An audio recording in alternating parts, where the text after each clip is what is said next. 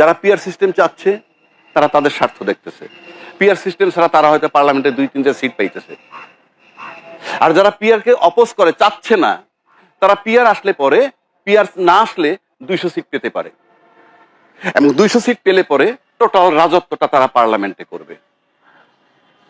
PR আসলে আর কিছু সংখ্যা ঢুকবে, এবং পিআর আসলে কিন্তু একটা শক্ত বিরোধী দল হবে। বাংলাদেশের ট্রেডিশন কি জানেন? দ্বিদলীয় রাজনীতি। দ্বিদলীয় রাজনীতি মানে আওয়ামী লীগ আর বিএনপি।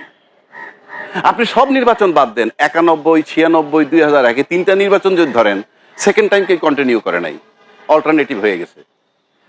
তার মানে কি, তারা যখন ক্ষমতায় থাকেন, যে দলটা যখন এই দুইটা দলের মধ্যে, তার 5 বছরের যে রেপুটেশন হয়, পরের চান্সে তারা ভোট দেয় আরেক দলকে। তাদের রেপুটেশনের ভিতরে আবার যখন ইলেকশন আরেকটা দল আসে, মানে ওই অন্য দলটা আসে। দ্বিদলীয় রাজনীতি। এই দ্বিদলীয় রাজনীতি তাদের একটা অলিখিত আন্ডারস্ট্যান্ডিংও আছে বলে আমার কাছে মনে হয়। কারণ আজকে যে আওয়ামী লীগ বিতাড়িত হয়ে গেল, তার সাথে জাতীয় পার্টির দোসর পর্যন্ত আপনি দেখেন খুব একটা বিরোধিতা কিন্তু নাই। যারা বিরোধ করলে পরে বড় একটা কিছু হয়, তারা কিন্তু বিরোধিতা করছে না। তারা যেমন বলতেছে আওয়ামী লীগকে নিষিদ্ধ করবে কি করবে না, সেটা জনগণের দায়িত্ব, জনগণ চিন্তা করবে। জনগণ যে ভেক্টর, আপনি তো আপনার দলের যে কয়টা লোক আছে সেটা রিপ্রেজেন্ট করেন, আপনি তো 20 কোটি লোক রিপ্রেজেন্ট করেন না, এটা তারা বলে। আবার জাতীয় পার্টিকে নির্বাহী আদেশে নিষেধ করা সমর্থন করছি না আমরা, একটা দল বলতেছে। সবই যদি আপনারা করেন নির্বাহী আদেশে, তো নির্বাহী আদেশে তো ওই জামাত ইসলামে বন্ধ করা হয়েছিল, নির্বাহী আদেশে তো জামাতের রাজনীতি বন্ধ করা হয়েছিল, তখন তো এই কথা কেউ বলে নাই। আমি জামাতের রাজনীতি পছন্দ করি না ব্যক্তিগতভাবে যদি বলেন, কিন্তু তার তো রাজনীতি করার অধিকার আছে। আবার জামাতের রাজনীতি বন্ধ করে তখন আপনারা কথা বলবেন না, আবার জামাতকে যখন প্রয়োজন হবে তখন আপনারা ব্যবহার করছেন। জামাতকে ব্যবহার করে ক্ষমতায় গেছেন, তাদেরকে মন্ত্রী পর্যন্ত বানাইছেন, তখন তারা রাজাকার ছিল না? তখন কি তারা রাজাকার ছিল না? আবার এখন তার সাথে দ্বিমত করছেন, তাদেরকে রাজাকার বলে বলা হচ্ছে। তারা রাজাকার আমি মেনে নিচ্ছি। তো আপনি যখন তাকে দরকার হবে, রাজাকারের সাথে আঘাত করে যারা ক্ষমতায় যায়, তাদেরকে তো আমরা বিশ্বাস করতে পারি না। তাদের গ্রহণযোগ্যতা কেন থাকবে বাংলাদেশে? আবার এরশাদ বিরোধী আন্দোলন যখন হয়, তখন রাজাকারের দল সহ আরো 2টা দল একত্রিত হয়ে তাকে সরাইছে। এরশাদ কি মুক্তিযোদ্ধার বিরোধী, চেতনা বিরোধী লোক? অথচ তাকে আপনি নামাইছেন কেন? সাথে কিন্তু মুক্তিযোদ্ধার চেতনা বিরোধী শক্তি যে জামাত, তাকে নিয়ে নামাইছেন। এই 53 বছরে এই দেশের জনগণ সেটা দেখছে। নিউ জেনারেশন এখন আর এই সমস্ত কথায় নাই, এখন তারা নিজেরা চিন্তা করতে বুঝতেছে। এবং আপনি দেখেন তাদেরকে যে বিশ্বাস করেন, এবং জুলাই চেতনার পক্ষ থেকে যারা সরে গেছে তারা ফলাফলটা কিন্তু ডাকসু আর জাকসুতে পেয়েছে। এখন কেউ কেউ বলবেন জাতীয় নির্বাচনে এর কোনো প্রভাব নাই। আছে, প্রভাব আছে। আপনি দেখেন এই নির্বাচনের পরে কি হয়েছে, জামাতের সাথে, আমিরের সাথে বাংলাদেশ সমস্ত ব্যবসায়ী কমিউনিটি সাক্ষাৎ করছে। এটা আপনি জানেন কেন সাক্ষাৎ করছে? কারণ ব্যবসায়ীরা বাজারটা সম্পর্কে আপডেটেড, কি হচ্ছে বাজারে। সুতরাং তার সাথে দেখা করার কোনো প্রয়োজনই নাই। অর্থাৎ বাজারে যে ইয়েটা গেছে, বার্তাটা, সেটা হলো জুলাই চেতনার পক্ষে এখন টার্নিং পয়েন্ট। জুলাই চেতনার বিরুদ্ধে যারা দাঁড়াবে, এখন আপনি বলতে পারেন সবাই জুলাই বিরোধী আন্দোলন করছে, মানে জুলাই আন্দোলন করছে, সবাই বলে, আমরাও বলি। কিন্তু ভোটার বিবেচনায় নিবে যে কে জুলাই চেতনার পক্ষের শক্তি, বিবেচনা নিবে তো ভোটার। আপনি বিজ্ঞাপন দিয়ে বললে তো হবে না। আপনি যদি বলেন শেখ হাসিনা চলে গেল, তার দোসর রাষ্ট্রপতি থাইকে গেল, সেই রাষ্ট্রপতি অপসারণের সময় যদি কোনো দল বলে যে রাষ্ট্রপতিকে অপসারণ করলে সাংবিধানিক সংকট হবে, এটা তো ন্যাচারালি জুলাই চেতনার বিরুদ্ধে যায় কি না? আবার যদি বলে যে দল নিষিদ্ধ করার দায়িত্ব আমাদের না, জনগণের, এটাও জুলাই চেতনার বিরুদ্ধে যায়। এটা ছাত্রদেরকে ক্যাচ করছে, তাদের মাথায় ঢুকে গেছে। কেননা এই যে জুলাই চেতনা যেটা, সেটা কিন্তু 40 বছর আগের না, 14 মাস আগের ঘটনা। সুতরাং এইটার ইম্প্যাক্ট ওই নির্বাচনে পড়ছে, কারণ এই মুহূর্তে নির্বাচন এইটাই পাইছে। এইটার যে ওয়েভ, এই যে ঢেউটা উঠছে, আমার ধারণা এই জুলাই চেতনার পক্ষে থাকবে আগামী নির্বাচন। এই মুহূর্তে বাংলাদেশের নির্বাচন হলে একদলীয় শাসন কায়েম হবে, স্বচ্ছ, একদম পরিষ্কার। তা আপনি যদি একদলীয় শাসন কায়েম করতে চান, তাহলে কি হবে? সুতরাং এই যে গণতন্ত্রের যে থিওরি, তাতে একদলীয় নির্বাচন হলে একদলীয় ভাবে যারা ক্ষমতায় যাবেন তাদেরকেই ভাবতে হবে। গণতন্ত্রে বিশ্বাসী হইলে, রাষ্ট্রকে ভালোবাসতে হইলে, জনগণকে ভালোবাসতে হইলে, রাষ্ট্রের উপকারের জন্য শক্ত বিরোধী দল দরকার। সেটা আপনারা কেমনে আনবেন সেই চিন্তা আপনাদেরকে করতে হবে, রাজনীতিবিদদেরকে কি করতে হবে। এখন আপনি যদি বলেন শক্ত বিরোধী দল না থাকলে আমরা কি করব, এটা তো শেখ হাসিনার মতো কথা হইল। আপনাকেই আনতে হবে, আমি এটা দোষ দিচ্ছি না কারো। পিয়ার পদ্ধতি দিয়ে আনতে হবে তা না, আপনি অন্যভাবে চিন্তা করেন শক্ত বিরোধী দল কেমনে আনা যায়। আমরা কিন্তু আসন ভাগাভাগির রাজনীতি এই দেশে দেখছি। আসন ভাগাভাগির রাজনীতি মানে কি, তোমাদেরকে 40টা সিট দিলাম, ওইখানে আমাদের প্রার্থী থাকবে না। এটা আর পিয়ার খুব একটা তফাৎ নাই তো। ওইভাবে আসন দিয়ে দাও, আসন বন্টন করা, এটা তো কোনো গণতান্ত্রিক থিওরি না, এটা তো রাজনীতির থিওরি হইতে পারে না। দেশটাকে তো আপনারা বন্টন করতে পারেন না। ভোট তো ভোটে আসতে হবে, এবং আপনাকে চিন্তা করতে হবে শক্ত বিরোধী দল কিভাবে আনা যায়।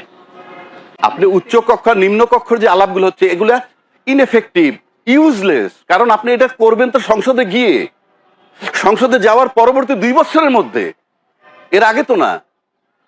উচ্চ কক্ষ নিম্ন কক্ষ এটা তো বাস্তবায়ন করবেন ওখানে গিয়ে, সংসদ হওয়ার পর। এখন আরেকটা কথায় আসি, তাহলে সংসদ পর্যন্ত যে যাচ্ছেন আপনারা, এটাও তো অবৈধ। নির্বাচন কমিশন যে সংসদ পর্যন্ত যাচ্ছে নির্বাচন দিয়ে, কোন আইনে, কোন সংবিধানে? যে সংবিধানটার কথা নির্বাচন কমিশন বলে সেটা কোনটা? ওই 72টার কথা বলে। 72টার বিধান কি? সেটার বিধান হলো এই যে সংসদ যদি কোনো কারণে ভেঙে যায় তাহলে পরবর্তী 3 মাসের মধ্যে নির্বাচন, নাকি আছে? তো পরবর্তী 3 মাস সংসদ যদি ভাঙে, ওত নিচে যেদিন ইউনূস সাহেব ওত নিচে সেদিনও যদি ধরি, তাহলে 8ই আগস্ট 2024 সংসদ ভেঙে গেল। তাহলে 7ই নভেম্বর 2024 মধ্যে নির্বাচন হওয়ার কথা। এরপরে আপনি নির্বাচন কমিশনের কি অধিকার আছে ডেট দেওয়ার? কোনো রাইট নাই, কোনো আইন নাই। সংবিধান যদি ফলো করেন, সংবিধান ফলো করতে পারেন নাই, শেষ হয়ে গেছে। আর সবচেয়ে বড় কথা, ওনার অ্যাপয়েন্টমেন্টটাই, নির্বাচন অ্যাপয়েন্টমেন্টই হয়েছে 21 নভেম্বর 2024, ওই 3 মাস পার হয়ে যাওয়ার পর। আবার ওনাকে নির্বাচন দিতে বলল কে? অন্তর্বর্তীকালীন সরকার। ওই সংবিধানের সরকার তাকে দিতে বলে নাই নির্বাচন। তো অন্তর্বর্তীকালীন সরকার যখন নির্বাচন দিছে, নির্বাচন কমিশনকে, উনি অন্তর্বর্তীকালীন সরকারের অধীনে নির্বাচন করতেছে, এবং এটার বৈধতা নিতে হবে জুলাই ঘোষণাপত্রের মাধ্যমে, যেটা 5 তারিখে হয়েছে। সেখানে তার মেয়াদ দিতে হবে, ওখানে মেয়াদ দেয় নাই। এই ইউনূস সরকারকে মেয়াদ দিতে হবে যে 8ই আগস্ট 2024 থেকে 30 জুন 2026 পর্যন্ত তাকে মেয়াদ দেওয়া হইলো। এর মধ্যে উনি নিয়োগ করবেন ইলেকশন কমিশন, এবং এর ভিত্তিতে উনি নির্বাচন করে যাবেন।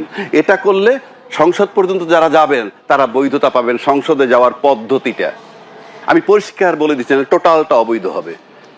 এবং এই সংবিধান বহাল রেখে এই প্রক্রিয়ায় গেলে ভবিষ্যতে তারা সবাই আইনের আওতায় আসবে। ওই সংবিধান যদি থাইকে যায় এইভাবে নির্বাচন করেন, ওই সংবিধানের অবমাননার অপরাধীরা সবাই বেকায়দায় পড়বে আইনের। সেজন্যই বলছি, আপনি সংসদটাকে এমনভাবে ম্যাচিউর করতে হবে, সংসদে এমনভাবে যেতে হবে। একটা হলো ঘোষণাপত্রের মাধ্যমে বৈধভাবে সংসদে গেলেন সবাই, কিন্তু সংসদে যেতে হবে এমনভাবে যাতে সরকারের উপর চাপ রাখা যায়। অর্থাৎ আজকে তারা নোট অফ ডিসেন্ট দিচ্ছেন, তারা যদি মেজরিটি নিয়ে পার্লামেন্টে যান, তখন তারা বলবেন আমরা তো এইসব বিষয়ে নোট অফ ডিসেন্ট দিয়ে আসছি, আমরা এটা এক্সিকিউট করতে রাজি না। আমি তো নোট অফ ডিসেন্ট দিয়েই আসছি। আর অন্য যারা আছে তারা যদি সংসদে না যায়, তাদের কথার সুযোগ নাই। সেজন্য যদি আপনি ভাবেন, আপনি অন্য চিন্তা করতে হবে যে কিভাবে আনতে হয়। কিন্তু ঠিক এই মুহূর্তে বাংলাদেশের ইফেক্টিভ হইল পিয়ার পদ্ধতি। পিয়ার পদ্ধতি হলে কি হবে? একটা সরকার হবে দুর্বল সরকার, সবাই বলে, আমিও বলি দুর্বল সরকার হবে। কিন্তু আপনি দেশ ঠিক করতে চান, তাহলে এই যে পার্লামেন্টে যাওয়ার পর এই তার উপর থেকে আস্থা তুলে নিয়ে আসবে যদি উনি জুলাই সনদ বাস্তবায়ন না করেন। এই জায়গাটায় যেতে হবে যাতে মনে করে তারা বাধ্য হয়। শুধু এখানে এই প্রবলেম, এই সুবিধাটাই না, মাঠে যে চাঁদাবাজি হয়, ফর এক্সাম্পল, সেই চাঁদাবাজির ক্ষেত্রে যদি সংসদে সব দলের রিপ্রেজেন্টেটিভ থাকে, তাহলে গিয়ে কেউ প্রতিবাদ করতে পারবে, তুমি চাঁদা নিচ্ছ কেন। কথা না শুনলে যে বাধা দিচ্ছে তার প্রতিনিধি পার্লামেন্টে, তাকে বলবে, পার্লামেন্টে এই কথাটা তুলবে, তোমার লোক ওখানে চাঁদাবাজি করতে, স্টপ ইট। চাঁদাবাজি বন্ধ হবে। প্রশাসন একক মেজরিটি নিয়ে যখন যায়, প্রশাসনকে তারা গ্রিপে নিয়ে যায়, অসহায় বানায়। প্রশাসন যদি দেখে যে না, চেক অ্যান্ড ব্যালেন্স আছে এখানে, প্রশাসন নিরপেক্ষভাবে কাজ করবে। আপনি এক পিয়ার পদ্ধতি এই মুহূর্তে, আমি বলছি না এটা ফলো করতে হবে, অন্য বিকল্প প্রস্তাব থাকলে তারা দিতে পারে, কিন্তু একমাত্র পিয়ার পদ্ধতি। এই দেশে চাঁদাবাজি বন্ধ হবে, পার্লামেন্টের দুর্নীতি মানে সংসদের মন্ত্রী সরকারের দুর্নীতি বন্ধ হবে। আমি নিশ্চিত করে বলে দিচ্ছি আয়নাগর হবে না। আমি নিশ্চিত করে বলে দিচ্ছি বিনা বিচারে হত্যা হবে না, সেনা অফিসার হত্যা হবে না, শাপলা চত্বরে হত্যা হবে না। এগুলা বন্ধ করার একটাই রাস্তা এখন এই মুহূর্তে, পিয়ার সিস্টেম। জনগণ বোঝে না, একটা ফালতু কথা। আবার অনেক রাজনীতিবিদরা বলে আমি বুঝি না, না বুঝলে গেট লস্ট। আপনার রাজনীতি করার তো অধিকার নাই। জনগণ বুঝুক বা না বুঝুক, আপনি রাজনীতি বুঝতে বাধ্য, না বুঝলে জাস্ট গেট লস্ট। আমি কথা বুঝাইতে পারছি? আমি লয়ার, আমি আইন বুঝি না বলে আমি ঘরে বসে থাকলে হবে? একইভাবে বাধ্য আপনি এই পিয়ার পদ্ধতি বুঝতে। না বুঝলে আপনি রাজনীতি ছেড়ে দিতে হবে। আর আপনার দলের লোক সবসময় মার্কায় ভোট দেয়, লিখিতভাবে হোক আর অলিখিতভাবে হোক। সুতরাং পরিষ্কার, এই মুহূর্তে দেশ ঠিক করতে হলে দেশের অর্থনীতি, দেশের দুর্নীতি, দেশের আয়নাঘর, দেশের বিনা বিচারে হত্যা সব বন্ধ করতে একটাই পদ্ধতি, এলাকার চাঁদাবাজি পর্যন্ত বন্ধ। আমি চ্যালেঞ্জ করলাম পিআর পদ্ধতি। সুতরাং আমি জনগণকে উদ্বুদ্ধ করতে চাই, গো ফর পিআর সিস্টেম। আপনি জানেন 2024 সালে 5 আগস্ট ক্যান্টনমেন্টে বৈঠক থেকে শুরু করে অন্তর্বর্তী সরকারের সঙ্গে, সমন্বয়কদের সঙ্গে, জাতীয় নাগরিক পার্টির সঙ্গে আপনাদের বোঝাপড়া আমরা বেশি দেখেছি। যদি বোঝাপড়া নাও হয়, আপনাদের কথাবার্তা একই রকম আমরা মনে হয়েছে। বিপরীতে বিভিন্ন সময় আপনি নিজেও বিএনপি সমালোচনা করেছেন। এখন লন্ডনে জামায়াতের আমিরের বৈঠক, বিএনপি শীর্ষ নেতৃবৃন্দের সঙ্গে, এরপর দেশে এসে ফেব্রুয়ারির মধ্যে নির্বাচন দাবি, এই সবটাই একটু ইউটার্ন মনে হয় কিনা যে একটা অবস্থানের পরিবর্তন? আপনারা কি অন্তর্বর্তী সরকার বা এনসিপির কে ছেড়ে বিএনপির দিকে ঝুঁকছেন কিনা? জনাব মিয়া গোলাম পরোয়ার। ধন্যবাদ খালিদ ভাই। আমি খুব বিনয়ের সাথে বলবো যে না, আমাদের অবস্থান নীতিগতভাবে যা শুরুতেই ছিল, আমাদের সম্মানিত আমিরে জামাত নির্বাচনে অংশগ্রহণ ইত্যাদি সম্পর্কে যে অবস্থানের কথা প্রথমেই বলেছিলেন, এখনো আমাদের অবস্থান সেটাই আছে। ইউটার্ন বলতে যেটা বুঝায়, আলহামদুলিল্লাহ আমাদের অবস্থানের ক্ষেত্রে আমরা কোনো ইউটার্নে যাইনি। আপনি হয়তো বলবেন যে গতকালকে দুজন মার্কিন উপসহকারী পররাষ্ট্রমন্ত্রীর সঙ্গে আমাদের সাক্ষাৎ পরবর্তী যে প্রেস ব্রিফিং এ আমিরে জামাত যে বক্তব্যটা দিয়েছিলেন, আর আজকে ওনার ইউরোপ, ইউকে ইত্যাদি সফরের পর আজকে যে উনি মিট দ্য প্রেস করেছেন, সেখানে উনি নির্বাচন প্রশ্নে সাংবাদিক বন্ধুদের প্রশ্নের জবাবে যা বলেছেন, এটার ভিত্তিতে অনেকে একটু ব্যাখ্যা বিশ্লেষণ করতে গিয়ে কেউ একটু মনে হচ্ছে যে অবস্থান কি জামাত ইসলামী বদলে ফেললো কিনা। আমি এখানে পরিষ্কার করতে চাই যে আপনার হয়তো খেয়াল আছে, উনি গতকালকে সাক্ষাৎকারের সময় পরিষ্কার করে বলেছেন, প্রথম সেন্টেন্স সেটা হচ্ছে কেয়ারটেকার সরকারের যিনি প্রধান, অর্থাৎ অন্তর্বর্তীকালীন সরকারের chief adviser doctor professor Yunus, ইলেকশনের যে আউটলাইনটা তিনি দিয়েছেন, তার টেন্টেটিভ ডেট যেটা বলেছেন যে ডিসেম্বর 25 অথবা 26 জুন। আমাদের আমিরে জামাত এটা পরিষ্কার বলেছেন যে কোনো ক্রমেই এই জুন অতিক্রম করা ঠিক হবে না। প্রধান উপদেষ্টার এই কথার উপরেই যেন উনি ঠিক থাকেন, এটা আমরা দেখতে চাই। তারপর উনি ব্যাখ্যায় বলেছেন যে মে জুনে বর্ষা মৌসুম, তার আগে রমজান এসে যাচ্ছে, ফলে এইসব প্রাকৃতিক বৈরী পরিবেশ শুরু হলে নির্বাচনকে গুছিয়ে নিতে কিছু আশঙ্কা তৈরি হতে পারে, বিলম্বিত হতে পারে। সেগুলো বিবেচনায় রেখে উনি এটা বলেছেন যে ভালো হয় যদি সব কিছুকে কভার করে বিফোর রমজান ইলেকশনটা করা যায়। আজকে আবার তিনি ব্যাখ্যা এটা বলেছেন পরিষ্কার করে যে নির্বাচন আমরা চাই ঠিকই, আমাদের